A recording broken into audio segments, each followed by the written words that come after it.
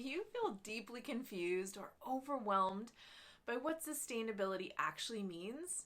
Stay tuned, and in this video, we'll discover how to flip unsustainability on its head and make it super clear what sustainability really means and how to apply it to your life.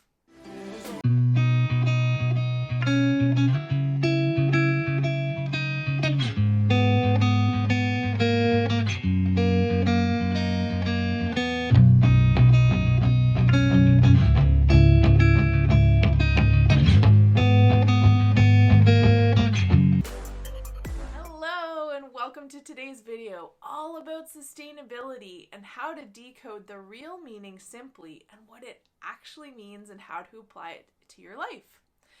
Is it zero waste, eco-minimalism, renewable energy, recycling, going off-grid, non-toxic?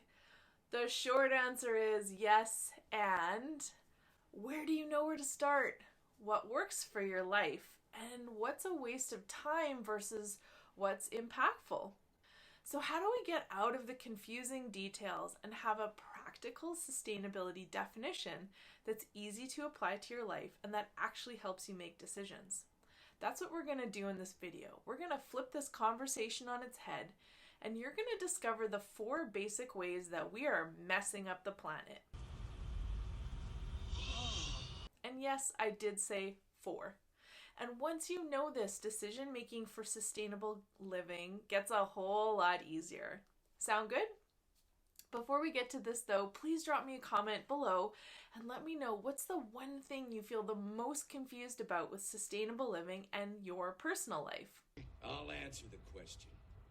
You want answers? So were you surprised to hear me say that there's really only 4 fundamental things we're doing wrong to mess up the planet? Can be kind of shocking because it seems like a big problem. And I can confidently say this because it's based on 30 years of research and academic consensus with social and physical science experts. They've all agreed on these 4 root causes of unsustainability. Once we know what we're doing wrong, we can confidently start to move away from those things and make positive change and know that our choices are making an impact. If you really want to dive into this in greater detail, I've left a link for you below. And for everyone else, I'm here to be your sustainability interpreter. Speak! Hi there. So what are we doing wrong? Why is the planet getting hotter, more toxic, physically damaged, and why some communities are getting sicker, poorer, or more violent? Well, let's dive into the 4 root causes of unsustainability to find some answers. What? Unsustainability root cause number 1. We dig up materials faster than the earth can replenish them and leak them back out into nature. Great examples of this are fossil fuels and metals and materials that are scarce or toxic in nature. And now, before a bunch of you crack your knuckles and leave comments about mining and how we need metals, let me be the first person to agree with you.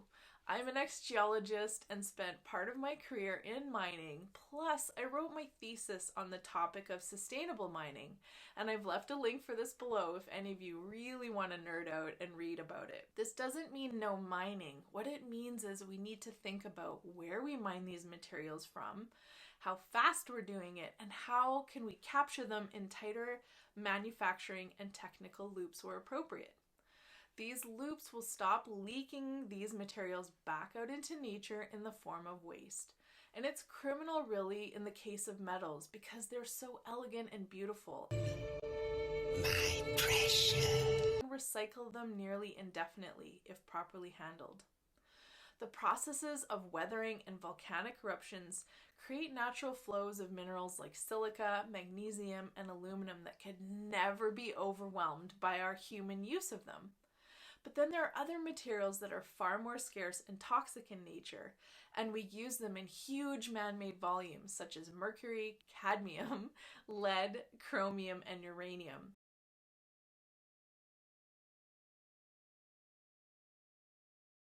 We also dig up fossil fuels, which took millions of years to form when that carbon was removed out of the atmosphere and tucked away by geological processes. What is this stuff that saves you from my punches? Tar. And we're now digging them up and burning them and adding that material back into the atmosphere. This is what is causing global warming and creating negative climate change effects that are threatening our current way of life on Earth. Unsustainable root cause number 2. As a human species, we make a lot of chemicals that don't naturally occur in nature. About 100,000 or more of them. We use man-made chemicals and compounds in volumes that build up in nature faster than it can handle, or that are completely foreign, and the planet and nature have no way of breaking them down, so they accumulate and build up in toxic levels. Great examples of this are pesticides, insecticides, or compounds like bisphenol A, BPA, parabens, or dioxins. Nature is really intelligent, but when we give it chemicals and compounds that it doesn't have any natural ways of breaking down, these compounds move around through the air, water, our food, soil, and they reaccumulate in living things like fish, animals, and us. And they build up in higher and higher concentrations, causing a lot of health issues.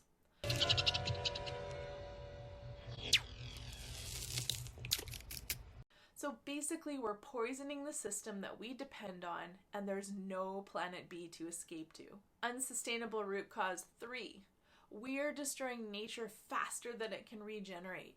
This might look like cutting down forests, overtilling farmland, paving over wetlands, or overfishing the ocean. We also hurt the health of nature by polluting it with our waste. Just look at ocean plastic pollution as a problem that's continually expanding, or our landfill sizes. This doesn't mean that we can't use materials from Earth's natural systems. It just means we need to address the rate of which we do it and the methods of how we harvest from these natural systems. They should not permanently damage nor deplete these resources, because once we damage these ecosystem pieces that provide us with free services like food, materials, clean air, and clean water that are crucial for our survival, no amount of money can replace them. You can bail out a bank, but you can't bail out an ecosystem. Unsustainable root cause number 4. We disrespect people and block them from meeting their basic human needs. This is called the unsustainability gas pedal, because if people can't meet their basic human needs, they don't have the capacity or the ability to consider the impacts of their actions outside their very own context. They don't have the freedom to make different choices. Disrespect comes in the form of economic, social, and political conditions that hurt people's freedom, such as their ability to move freely, speak freely, make a living wage, or to even be safe at work. When people aren't able to meet their basic needs, it's literally like throwing fuel on the unsustainability fire. And the rest of the ways that we're being unsustainable only accelerate and grow in magnitude. It's really valuable to know these fundamental ways because it gives us the opportunity and signposts to learn from. Don't go this way.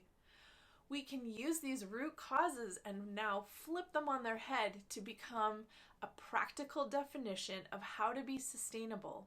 And like a tree trunk, keeps us grounded and organized, warding off information overwhelm and pulls us out of those leaves. Because we're all stuck in the system that's attempting to change. There's no cold turkey, no magic bullet. There may be technologies that are still being developed that will happen in the future, and there's a lot of solutions available now. The key takeaway is do the best in your context, and remember there are many brains working on these solutions on all different levels of society systems. So let's jump into what some sustainable solutions look like within these 4 sustainability categories. Sustainable solution number 1. Digging up Earth's materials. Well, at home, this might look like make your home as energy efficient as possible. The cheapest energy is the kind that doesn't get wasted. Reduce your fossil fuel usage for personal transportation or buy carbon credits wherever possible. Buy everything you bring into your home as locally as possible. If you're a homeowner, you could start to think about how to use your home to generate its own power using renewable resources. Keep your appliance and electronics going as long as possible and recycle everything that you can that contains metals, especially the toxic ones like batteries, light bulbs, stereos, and computers, cell phones, and appliances. By recycling these, it closes that important loop so that we don't lose these metals.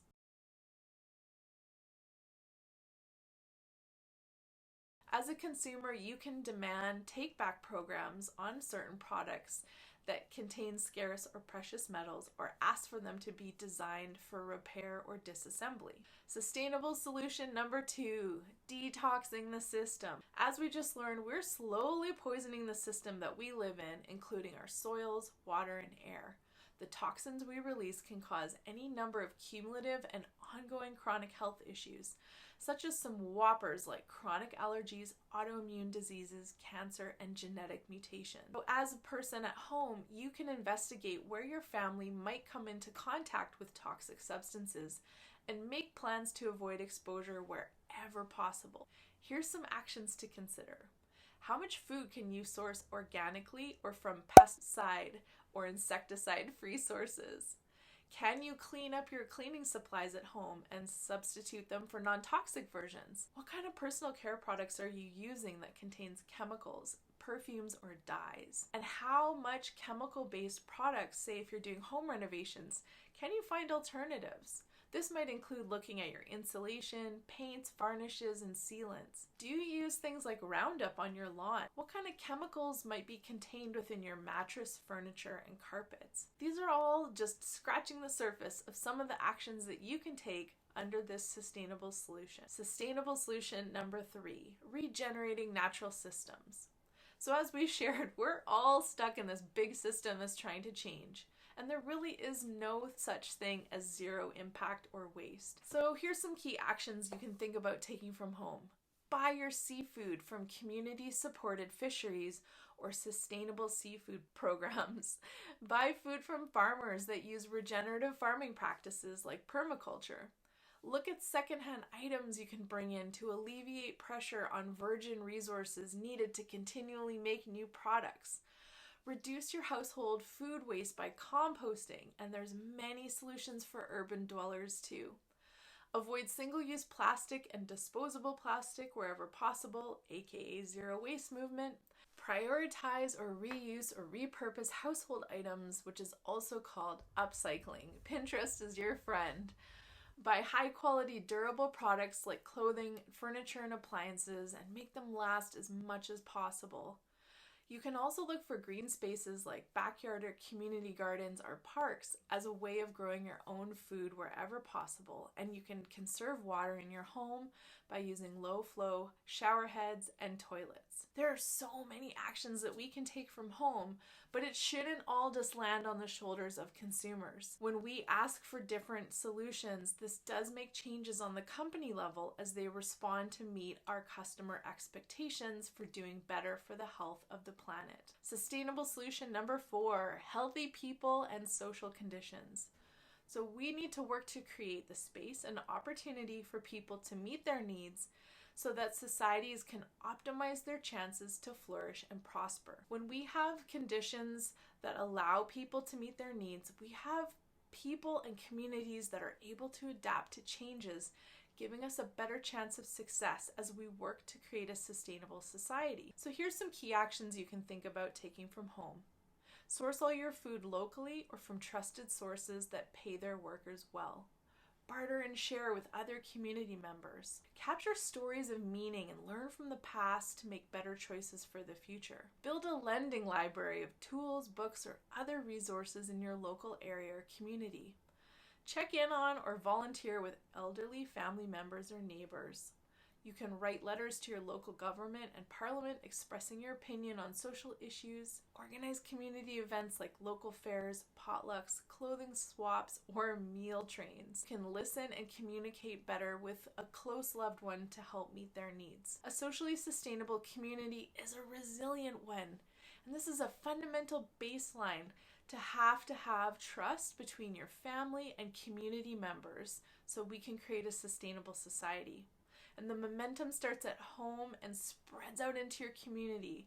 And when a group of families has strong social cohesion, it's more resilient and able to support one another to adapt to changes. Change really does start here at home. You now have a new set of lenses through which to look at the world, and these lenses are the 4 root causes of unsustainability that we are trying to avoid.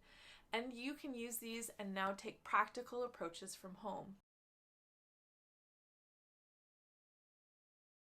As long as you avoid contributing to these unsustainable root causes, you have so much room for creativity and solutions that match your life.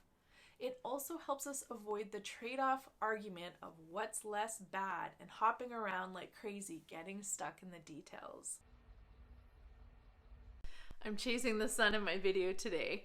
So I've put together a free PDF called Sustainability Decoded that you can swipe for free to remind you of all the concepts introduced today.